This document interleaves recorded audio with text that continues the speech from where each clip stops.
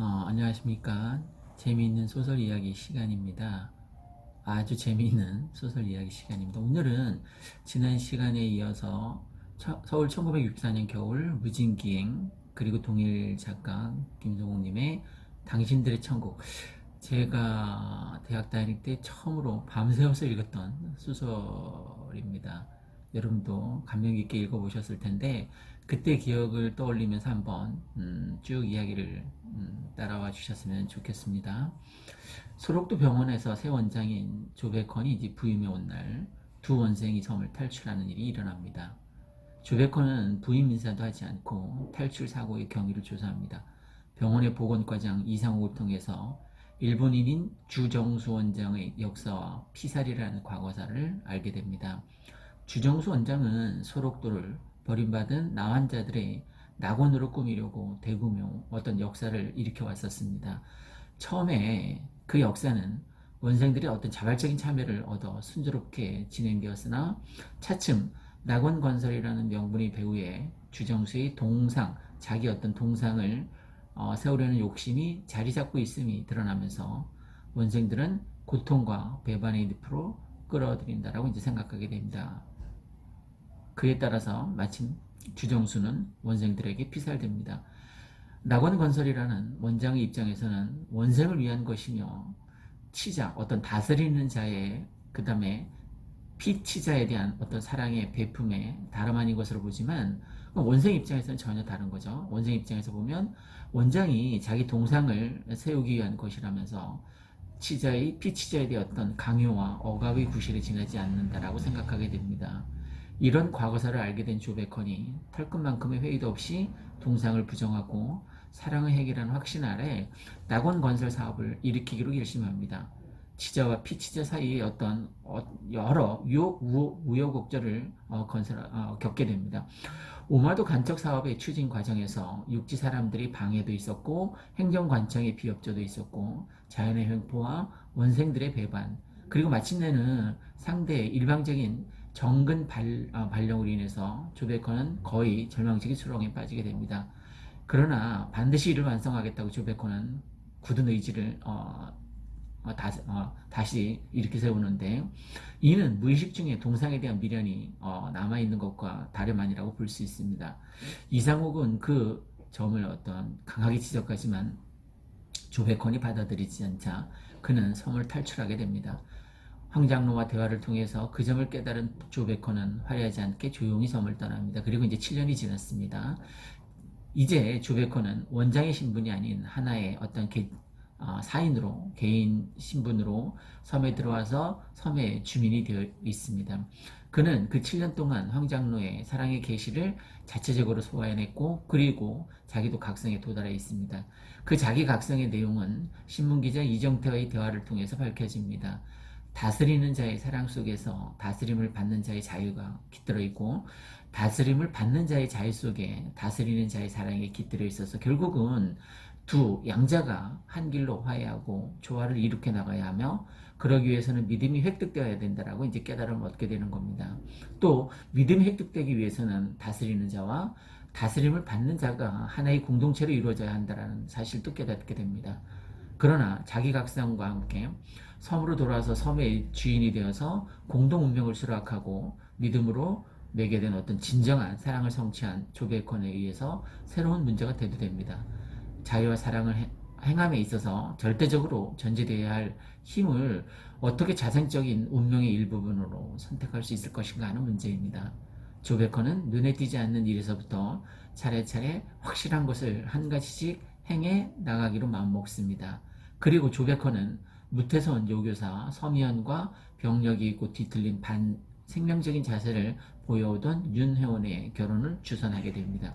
두 남녀의 상징적인 결합이 이루어지던 날, 날씨는 아주 화창했고 사람들의 표정은 역시 그 봄날 날씨처럼 맑고 너그러웠다라고 이제 끝맺음을 보여주고 있습니다. 대학 다닐 때 이 당신들의 천국을 밤새워서 읽었던 기억이 저도 새록새록 추억처럼 떠오릅니다. 여러분도 다시 한번 당신들의 천국 구해서 읽어보시면 혹시 저처럼 밤새워서 읽을 기회가 될지 한번 실험해 보시기 바랍니다. 이상 재미있는 이야기, 소설 이야기 시간이었습니다. 고맙습니다.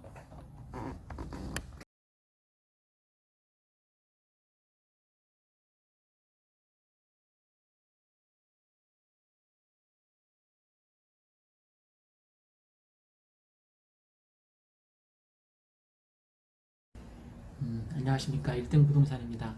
뭐 계약서를 가장 많이 써서 1등 부동산이 아니라 유튜브나 네이버 TV 등 SNS에 아파트 관련 매물을 가장 많이 동영상을 만들어서 올렸습니다. 그래서 1등 부동산입니다. 지금 현재 유튜브나 네이버 동영상 올라간 개수를 살펴보니까 한 4,000개가 넘더라고요.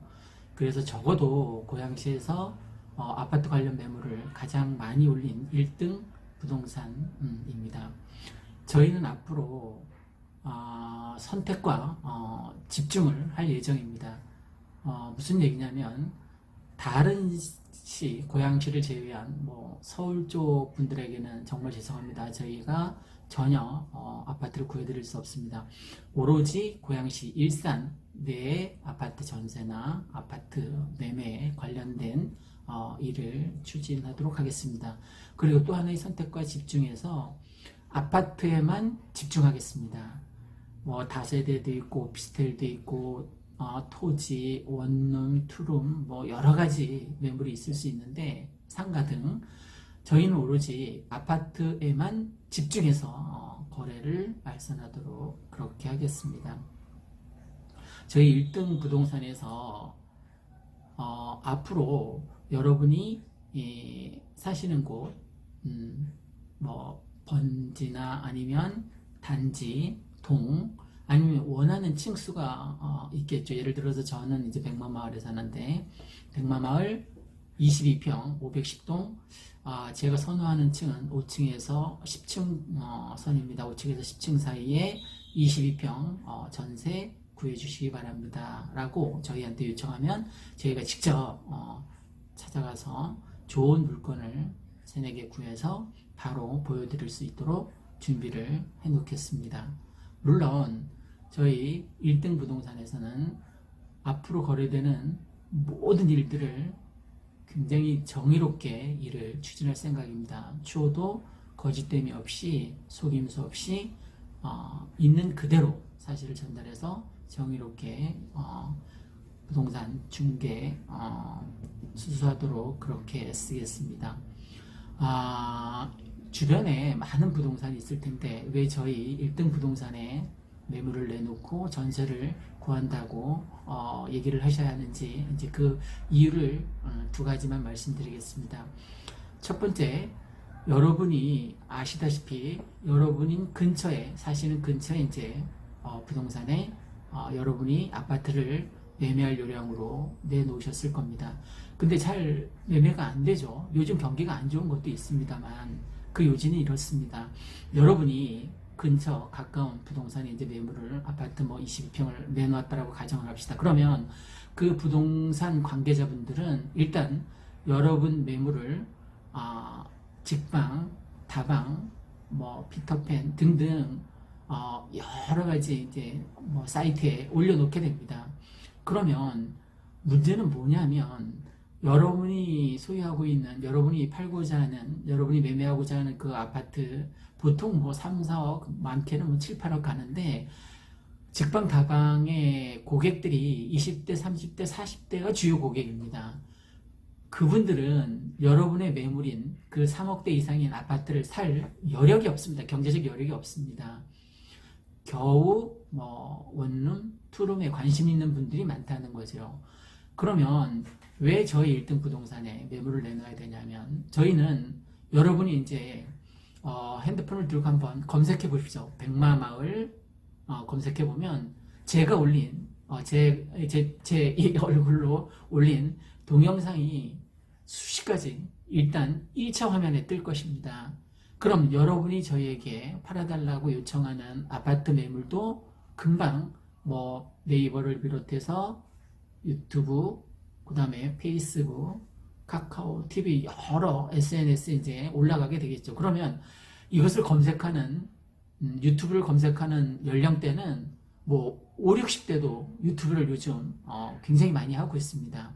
그러면 50대, 60대가 지금처럼 백마마을 5단지라고 이제 유튜브에서 검색을 했다고 칩시다. 그러면 여러분이 백마마을 510동에 22평 매물을 내놓았다라고 가정하면 백마마을 5단지 뭐 어디서 전국 어디서 유튜브를 치던 여러분이 내놓은 그 물건이 바로 첫 화면에 뜰 것입니다. 그러면 지금까지 여러분이 주변 부동산에만 내놓았을 때 지금 거래가 거의 안 되고 있지 않습니까? 그런데 저희 1등 부동산에 맡겨주시면 적어도 고양시에 있는 아파트는 굉장히 많은 다양한 강선마을, 호수마을 비롯해서 저쪽 서구 쪽도 저희가 많은 물건을 홍보하고 있습니다. 그래서 여러분이 이제 팔려고 내놓은 아파트가 바로 거래될 수 있도록 저희가 다방면에 걸쳐서 홍보를 하도록 하겠습니다. 그리고 전세도 마찬가지입니다. 여러분이 강선마을에서 뭐 30평대 전세를 구한다. 뭐 무슨 학교 주변. 그러면 며칠 전에도 강선마을 거래가 있었습니다만 저희가 아파트를 구해준 적이 있는데 무슨 학교 주변에 몇 평대 아파트 전세 구합니다라고 저희한테 요청하면 저희는 일단 직원이 많습니다. 매물도 많지만. 그래서 강선마을에 가서 이제 아파트를 뒤지기 시작하기 전에 발품을 팔아서 동시에 호수마을에 출장을 나간 직원이 있을 수 있습니다. 그 다음에 백마마을 5단지에서 22평을 아파트 보여준 직원이 있을 수 있고 이렇게 다양하게 직원이 활용될 수 있는 부동산은 아마 많지 않을 겁니다. 고양시에서. 그래서 저희한테 전세를 믿고 의뢰해 주시면 바로 성사될 수 있도록 최선을 다해서 발품 팔아 최선의 입지에 최고의 입지에 좋은 층수로 구해드리도록 하겠습니다. 이상 1등 부동산이었습니다. 꼭 연락주세요. 010-3202-7031번입니다. 고맙습니다.